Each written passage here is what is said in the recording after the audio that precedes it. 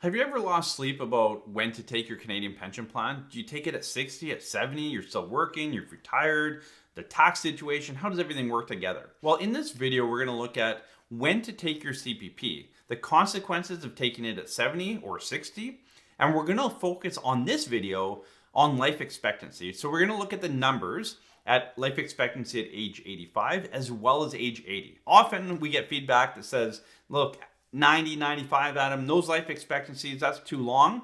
And it plays into the favor of deferring your CPP. So let's draw back life expectancy and look at the same situation with passing away at 80 or 85. So as we jump back into the software here, again, this is Snap Projections. This is software we use to build out financial plans. We love it. It's very in-depth, but also very easy to understand from a client perspective. So what we're looking at here is Dave and Ruth YouTube. Again, 60-year-old couple. They each have $500,000 in RSPs, $50,000 in a TFSA, and they're going to continue working for 5 more years at $60,000 a year. Now, in this scenario here, we have both Dave and Ruth taking their Canadian pension plan at age 60.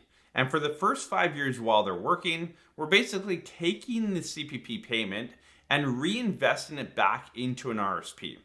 Other than that, there's no savings. They're not putting anything into their RSP they currently have or the TFSA. Now, again, we've run out the life expectancy on this one till age 85. So we've done the same thing for Dave and Ruth. So if we look at a combined view for them, if they continue to work for 5 years, but they start their CPP now, invest it for the 5 years that they're working, and then open up the floodgates, they're going to be looking at an after-tax income at 65 when they retire of $101,849. Now, this is a very good income, and a lot of you will say, well, Adam, like this is unrealistic. It's a 6-figure income in retirement. Of course, they're fine. Who cares about timing around CPP? This works if it's half of this amount of income. It's the principle behind it, the concept behind it. So don't worry too much about the 101 number. It's more about comparing one to the other.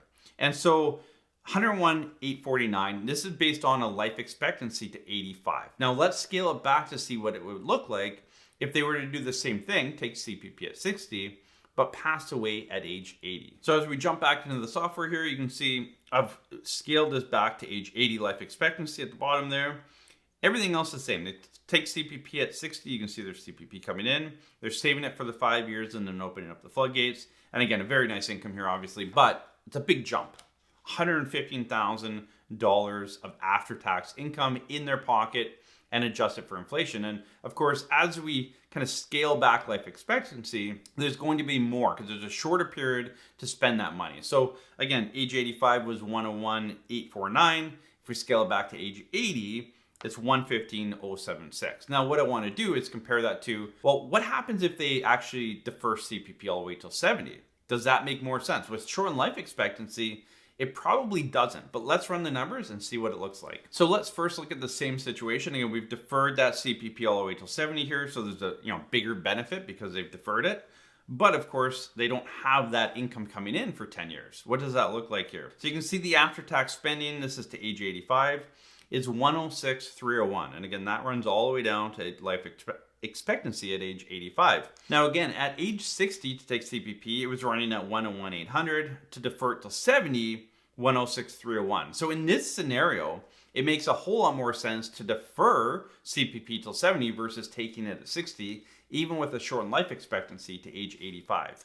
Let's see what it looks like with age 80. So looking at age 80, same thing, all CPP at 70, again going down to age 80. We're at 117,189. And this is quite surprising to me because if you remember, if we took CPP at 60, it only gave us 115.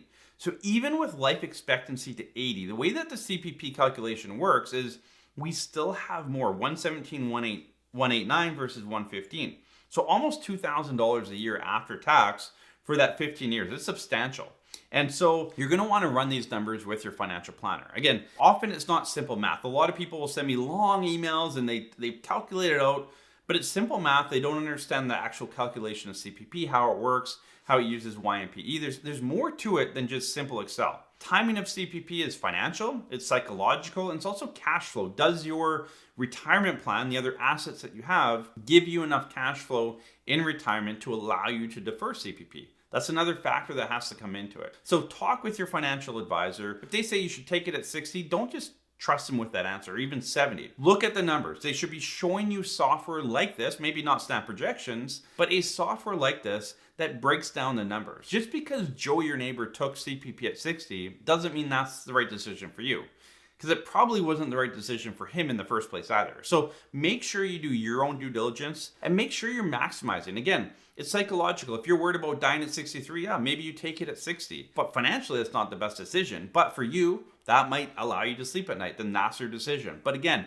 I think it's worth taking the time and due diligence to walk through this process with your planner. So hopefully this helped out. Again, we'll link the other 2 videos in this series below. And if you haven't checked out our new YouTube channel, we do have a new channel that's geared towards more the 20 to 45 year olds. This channel is all about retirement, tax planning, that kind of stuff. The other channel is more geared to tax planning, but more for accumulation phase. And I'm gonna do more live feeds on there as well, talking about more, hot topics, what's coming up in the news, the 2023 budget that's coming through, all this kind of stuff. So we will continue to post here just like we always have, same type of content, but we're launching a second channel. And this was really a request of our viewers saying, look, we love what you're doing, but we have family, friends, and maybe yourself that want content for how do I save for a home? How do I save for kids' education and pay off my mortgage and all this other stuff? So we're going to have content around that on the other channel. So join us there as well.